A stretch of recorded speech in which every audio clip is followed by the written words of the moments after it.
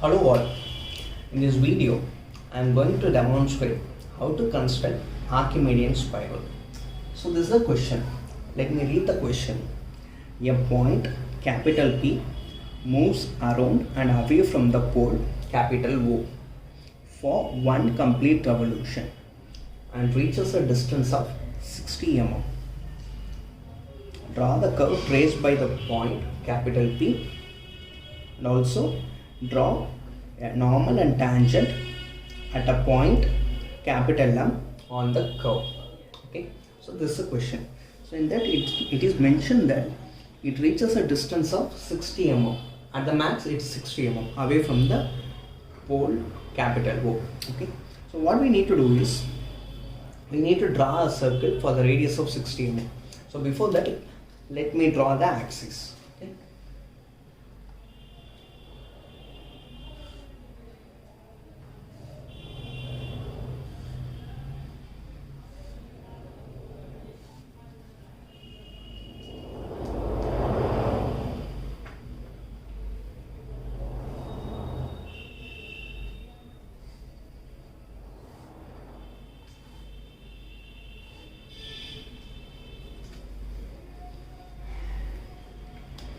So I'm going to draw a circle for a radius of 60 mm. Next, what we need to do is, so divide the circle into convenient divisions. Okay, and second thing is we need to name the center. So in the question it is mentioned that capital O. So I'm going to name this as capital O. Okay, and I'm going to divide the circle into convenient divisions. So let me divide that into 8 divisions.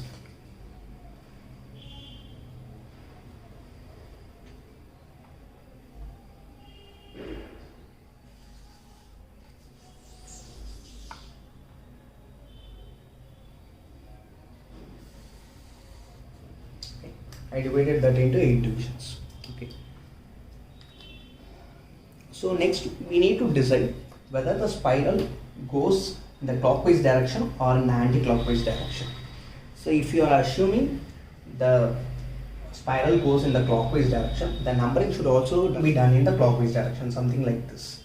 So let's assume this is the base. So from here you need number 1, 2, 3, 4, 5, 6, 7, and this is 0.8. Okay.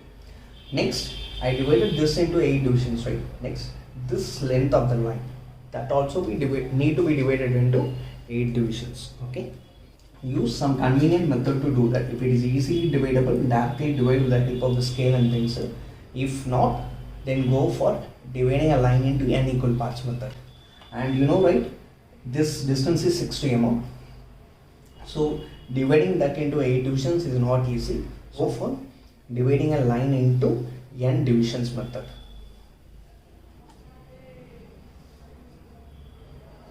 Yeah, I divided that into 8 divisions. So next we need to name that thing. So from the center you need to move away, something like this. So the center should be 0 and this will be 1 dash, 2 dash, 3 dash, 4 dash, 5, 6 dash, 7 dash and 8 dash.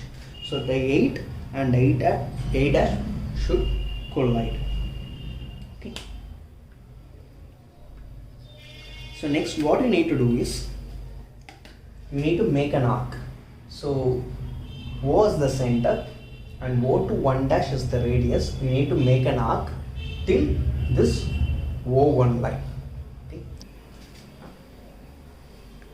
So I am keeping O center and making an arc till O1 dash, something like this. Okay, and I am going to name that point as P1. Okay. Next, similar to that, I am going to take O to 2 dash as the radius and O is the center. I am going to make an arc till O2 line. Similarly for O to 3 dash, So I took O to 3 dash as the radius, O as the center. I have made an arc till O3 line. And similarly, I am going to take O to 4 dash as the radius.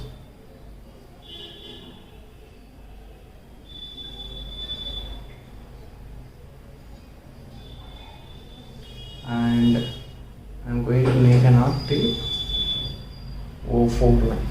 Okay. And similarly, so I am going to do for the other points. So look at this, I have made all the points, all the arcs. Okay, so let's name the points. Okay, so as I told, I made this as P1 and this should be my P2, P3 and P4, P5, P6 and P7, and this should be my P8. Okay, so once we done that, we need to smoothly connect the point from O to P8. Smoothly we need to connect. So due to this, I erase these lines. Let me redo that.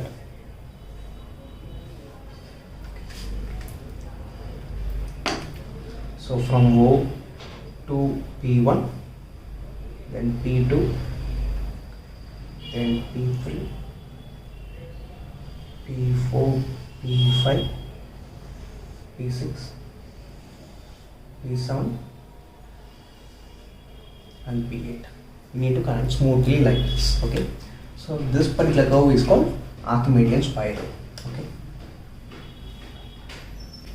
so next thing is like the question they mentioned that you need to choose any point, name that point as capital M and on the curve, and you need to draw tangent and normal for that. Okay, let me choose a point. Okay, let's assume that I have chosen this particular point. Let's assume this is capital M.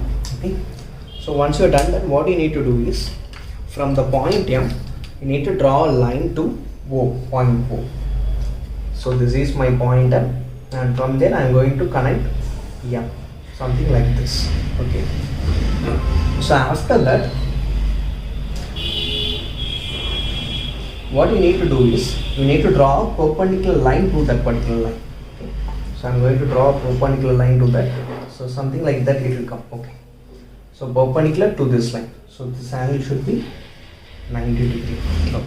Next, what you need to do is you need to make one small calculation. You need to find A, which is nothing but a constant.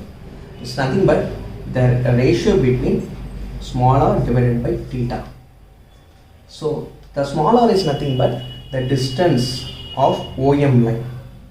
So OM line is there, right? So the distance of the OM line divided by the angle between OP8 line to OM line. So this angle. Okay, I will show with a black line marker. So from here to, from this OP8 line to OM line, the angle between this line. Okay, so see, let's because I'm not able to measure, let's assume. Okay, so the horizontal line is 180 degree and this is 270 and this is 220, 225. So it's little greater than 225. Let's take 235 degree. Okay, 235 degree. Okay, so you need to convert that 235 degree into radians. Okay, I hope you know how to convert that into radians. If not, 235 into pi divided by 180. If you do that, you will get radians. Okay, so we'll get some value. So you will get us the OM distance divided by that angle in radians. Okay, so if you take the ratio of this, you will get some value. So that is a constant A. Okay, so what you need to do is in that line, so in that line perpendicular to that OM line, in that you mark this distance. Let's assume this is 9.5 mm. So in this line you need to mark that 9.5 mm. Okay, let's take this as R, capital R. Okay, So the distance between OR is nothing but this A. Okay, you need to mark this. So the next step is you need to draw the normal.